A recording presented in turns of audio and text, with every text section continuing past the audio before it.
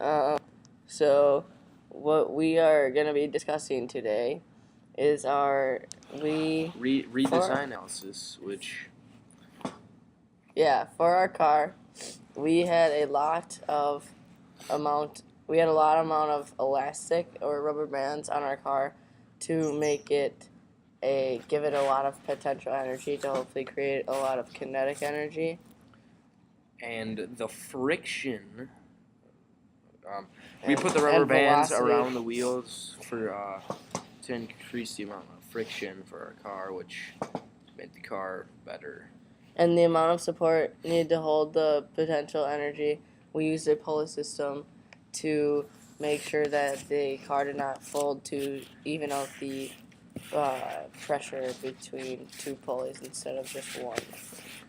And the mass of our car was pretty big compared to others. Yeah. And that gave it more friction pushing down on the wheels to make it more pressure of the wheels on the ground to make it go. Also, our egg carrier was pretty big. And the size of the foot, you're talking about And that, we used isn't it? rubber bands to kind of hold the egg in Yeah. its place.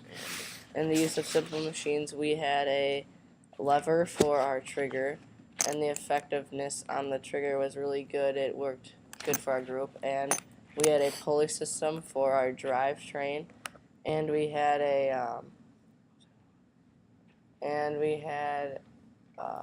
there's a lever, pulley, and a wheel and axle.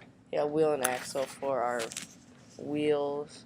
And our momentum was kind of dictated on our velocity of our car. Yeah. And the like, lever we put in the pretty amount back of to work. hold the wheels to make sure it wouldn't go, and it worked well for us.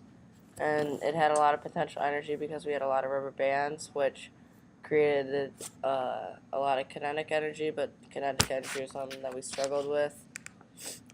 And it had an okay amount of velocity, but it had a lot of mass, and the force was also dictated on like our mass, because our mass was so big, which helped create more force, but the acceleration wasn't too great, so and we had a lot of didn't work go over the into ramp. the car. All right, bye, Mr. Rye.